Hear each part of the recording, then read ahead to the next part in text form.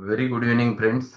Meeting again in the session of Robert's philosophy, and we're discussing the chapter number 26, the syphilitic stigma. In this chapter, he has tried to explain the concepts of syphilitic miasm in the relation with the sorosyphilitic miasm or a complex syphilitic. And in the introductory lecture, he has given that this syphilitic disease itself is a chronic disease causing the constitutional changes and ultimately ending with the human life, and because of which Hahnemann kept the same name for his miasm. How it affects the mentals of the human being, that's what we have learned in yesterday's lecture, that these children, which are generally dwarf, there is a difficulty in comprehending. The intellect is at the fault. They are dull, they are stupid, they are having a slowness in their activities, melancholic states quite commonly seen in such types of patients, the sulky, morose face. So, see, these are the manifestations with which you can think why a patient is so much depressed, so much sad. If he remains at that level, he can go into suicidal thoughts also, and he can do the suicidals. And that's why it is too important to treat these people as early as possible to prevent going the miasm into that deeper plane affecting the will of the human being. So it is too important to understand the mental state of the patient. At the same time, the generalities of the case with which you can easily find it out the syphilitic miasm. Main general modalities that sunsets to sunrise aggravation is the characteristic of this. So all complaints aggravated at night and patient is waiting for the dawn to appear because this is too important. They feels better as soon as the day arises. Otherwise, they are affected a lot. Then he has explained one more condition which is sorosyphilitic miasm, and here he has explained the concept of problem child. We have discussed in length yesterday about the autistic children. Autistic children generally have a tubercular miasm in background either or directly syphilitic miasm, but more commonly it is a sorosyphilitic because these children are generally very restless, very irritable, very cranky.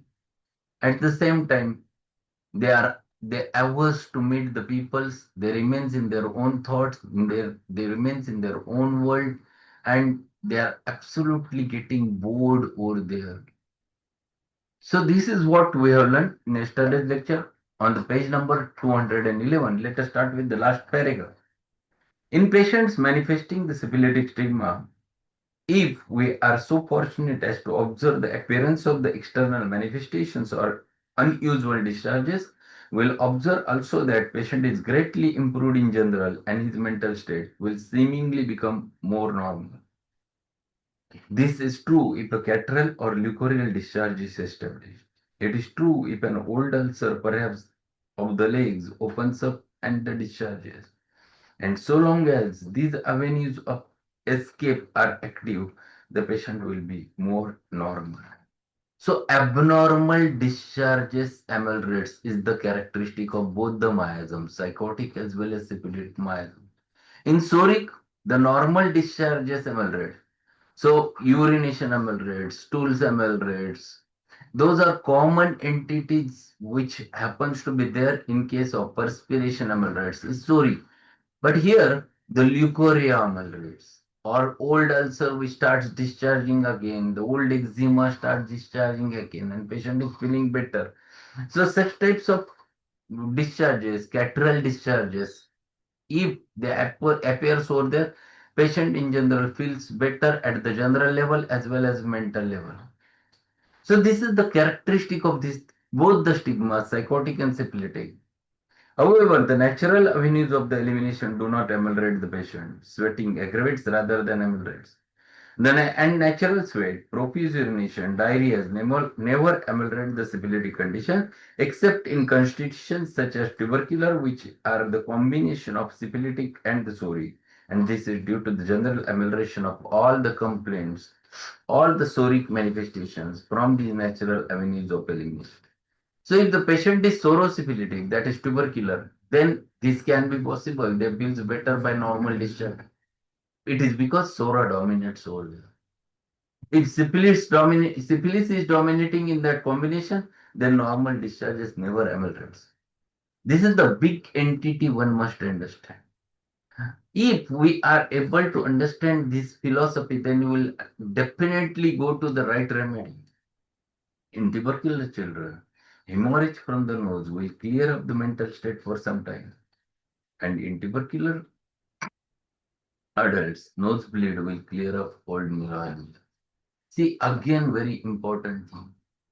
Epistaxis ameliorates the mental state. Epistaxis ameliorates the neuralgia. It is the great modality of the tubercular miasm, means sorosyphilitic miasm.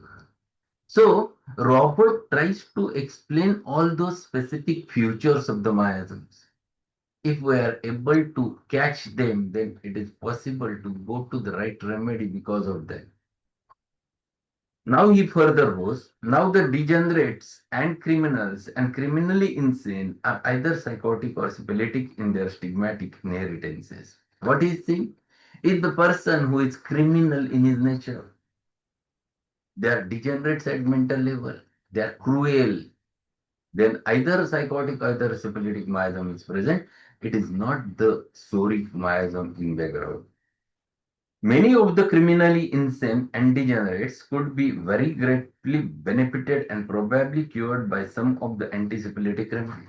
The best example which you can see on my blog, there is my blog www.drprasadrasal.blogspot.in or com, and there you get a case of Vala become Valmiki, which I have treated with acid fluid, and there is complete change in the mind of that human being was absolutely a bad person has become absolutely a normal person. So this is very important thing. Homeopathic remedies act at that depth if we get a right remedy. Acid fluor is the most syphilitic remedy in our mat remedy. And that's why one of the antisyphilitic remedy is always fluoric acid. So this is what he is explaining over there, that criminal may get changed and could be benefited because of proper antisyphilitic remedy. Then he turns towards the head symptoms of syphilitic miasm. Let us take some symptoms of the head as manifest in the syphilitic patient. These headaches usually come on in the night and are almost always in the back of the head. They will ache all night, get better in the morning, only to come on again at night.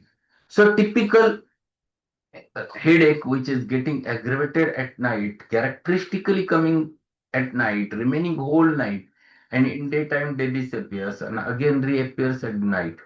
Very characteristic symptom of the syphilitic miasm. Then he explains the headaches are dull, they are heavy, it lancinating. Lancinating means they are getting a neuralgic pain, samkanigna, that is lancinating. They are persistently constant at the base of the brain or on one side. That is another modality. The base of the brain is affected, specifically in syphilitic stigma, and these are migrainal headaches. Very characteristically migraine. It either starts on occiput, then goes vertex, then settles either on one eye.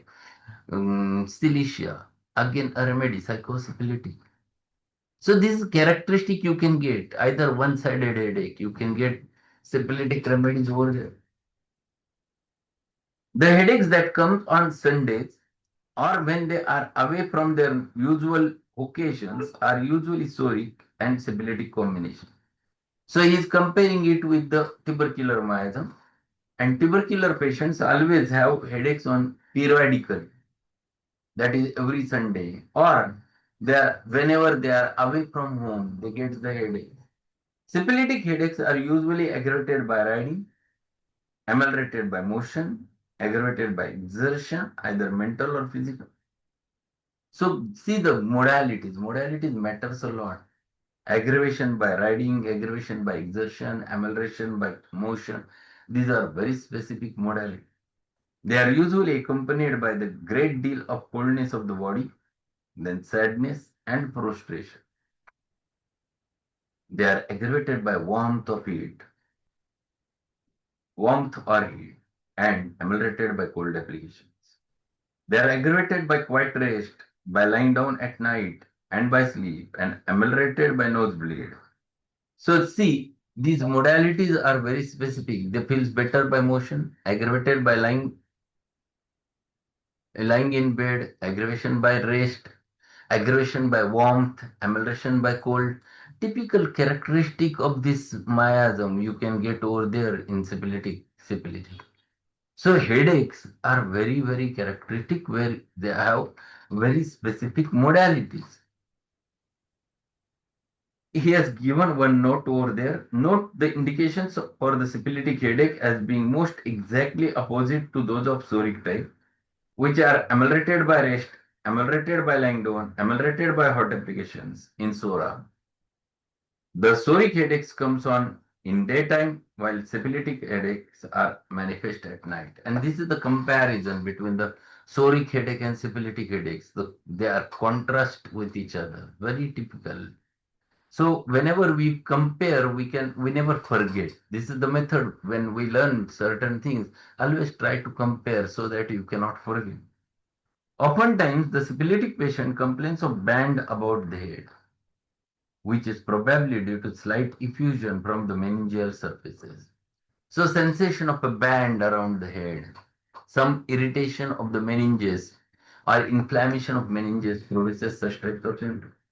A child with these syphilitic headaches will bore his head into the pillow or roll the head from side to side. So they bores the head into the pillow or they rolls the head from side to side, which is the remedy. Rolling of head side to side in case of meningitis, in case of encephalitis.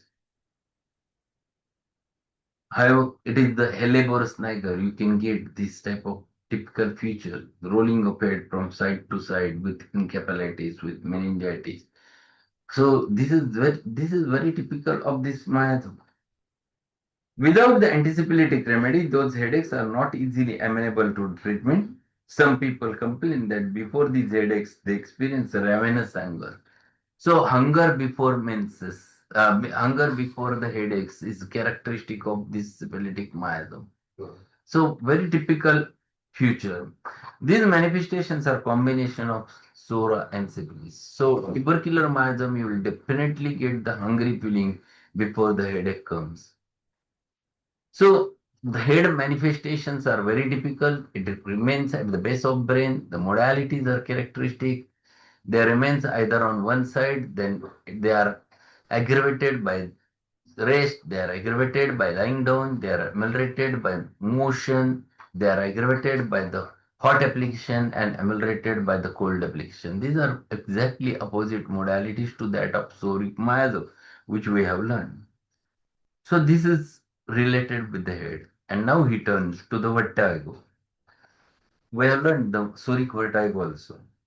The syphilitic stigma shows many types of vertigo, but especially those at the base of brain. So base of the brain is characteristic of this specific miasm. The complaints appears more commonly at the base of brain. Those may be present also in psychotic stigma, but they are especially apt to present in tubercular diathesis. The combination of syphilis and sora, since both syphilis and sora have marked vertigo, the union of the two stresses the symptom in a marked degree. So more strong vertigo, specifically if it happening at the base of the brain, think about the syphilitic miasm, or many times it is a combination of sorosyphilitic miasm. If it is sorosyphilitic, then you have both functional as well as structural vertigo. The symptoms of high blood pressure is caused from the structural point of view by the thickening of the arterial cords or an attack of nephritic obstruction and is an expression of an actual change of the structure in the arterial system. Change of structure does not occur in uncomplicated sorrow. But when the soric dysplasia is combined with disability, structural changes do take place. And in this manifestation, we have an expression of combination of two stigma. So now he explains about some problems which happens at the arterial level. The arteries become thickened. They becomes hardened. Very characteristic. This sclerosis which happens in the arterial level, producing many times an acute attack, attack of nephritic obstruction or some changes in arterial system. They are always syphilitic. So their pulse is hard, very characteristically hard pulse, which you can get over there. The thickening of the radial artery, immediately you can catch, yes, this is thickening, this is syphilitic, this is degenerative. So this is characteristic of this. And what he says over there, that at the same time he explains over there the tubercular manifestation of this, and structural changes never happens with pure sora unless it gets complicated with syphilis. So if there has to be some pathology, then there must be a mixed miasm or either or syphilitic miasm or psychotic miasm. But only sora cannot produce any structural change. Then he turns to explain about the scalp symptoms, the hairs of syphilitic miasm. The appearance of the people suffering from syphilitic stigma often tells the story at a glance. For we observe that head is large and bulging. This is very characteristic. Head is very large and it is bulging. Bulging forehead is characteristic. The hair is moist, green, greasy, with an offensive odor. So hairs, they are moist, they are greasy, with offensive odor. The hair falls out in bunches, beginning first on vertex and then on temples. The hair on the eyebrows and eyelashes falls, the hairs in the beard falls. So total hair fall, alopecia totalis, the characteristic of this specific mind. The hairs on the beard are often ingrowing and suppurate. Elderly people often complain that the hairs in the eyelashes break and turn inward. So this is called as an entropion. This condition is characteristic of this syphilitic miasm, entropion. The eyelashes turns inside and irritate the eye. The hairs on the beard are often growing and suppurate. Elderly people often complain that hairs on eyelashes breaks and turn inwards, causing much irritation of the conjunctiva. Closer examination shows that in these greatly enlarged heads, the sutures are soft.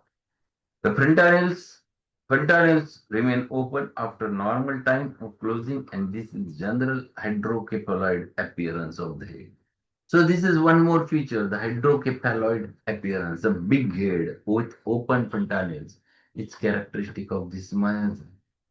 So these are the features which are related with the hairs. Then he explains about the scalp. The scalp is moist in general. The scalp perspires and hair becomes wet. The scalp perspires when they are asleep and when they are awake. The eruptions on the scalp are almost always moist with thick yellow crush from under which the thick yellow pus oozes, which is the remedy. Very characteristic from same miasm. The Magnesium. It is mesothelium, correct, very correct. It is mesothelium. Mesothelium has very typical eruption. Thick eruptions where the thick crusts are there under which the pus is collected and it's coming out. That is characteristic of the this mile. The eczemas about and behind the ears having thick fitted pus and cracks about the ear and in the oral canal are grafting of the syphilitic stigma onto the sori. So behind the ears, eruptions are there. It is characteristically sorosyphilitic manifestations, margins of ear. So you can get it in netamure, grapitis, you can get those features. The tubercular patient, the eruptions on the scalp are aggravated by bathing. That is very important. The bathing aggravates the complaints of the syphilitic patient. So he has explained about the many manifestations about the head, then vertigo, then the scalp and hairs. We'll complete one more. The eyes are astigmatic, and this syphilitic dyscrasia has deformities of the lens and of cornea, and all refractory changes are related to this stigma. Remember that syphilis deforms everything. Sora alone and by itself never causes deformities, but the combination of these two, we find great many deformities. So very characteristic of this miasm at the eye level is astigmatism. And that's why vision problems are very, very characteristic, which are because of structural defects which happens to be there. Ulceration is mark of the syphilitic miasm. You will find these patients ulcerations of the cornea, ulcerations of the lids. So corneal ulceration producing corneal opacity, the silicia, what Boric says, you use the silicia in 30th for months, very characteristically mentioned, a psychosyphilitic remedy. A peculiar reaction of this patient is that they are intolerant of the artificial light. That is characteristic. In psoric miasm, it is natural light aggravates. Here, artificial light aggravates. You will hear them say that they cannot read or work by artificial light. This corresponds with the period of aggravation of syphilitic miasm. That is the aggravation at ptosis, that is drooping of eyelids, ptosis of the lids, and the neuralgias of the eyes and head come under the syphilitic group. These neuralgias are aggravated at night and aggravated by heat, a common modality of the syphilitic miasm, which you can get older. Discharges from the eyes in these conditions are greenish and greenish yellow in color. This is present also in psychotic people or in people with tubercular troubles. Granulations of the leads as well as ties are of the tubercular type. So tubercular patient where pseudosyphilitic miasm is marked, you are going to get very typically the recurrent styes. Staphysagria, one of the important remedy for recurrent styes, comes from psychosyphilitic miasm. And to conclude the eye complaint, he explains over there, in babies and children and young people under 20 years of age, you often find very widely dilated pupils. This is an indication of tubercular diathesis. So dilated pupils, marked dilated pupils is the characteristic of this tubercular miasm, that is pseudosyphilitic miasm. So we'll stop over here and we'll continue with the same tomorrow.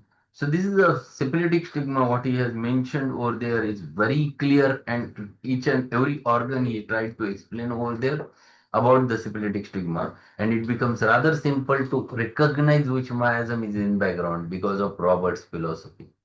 So that's all for today. Thank you, and we'll meet tomorrow at the same time. Good evening. Thank you, sir. Have a good evening.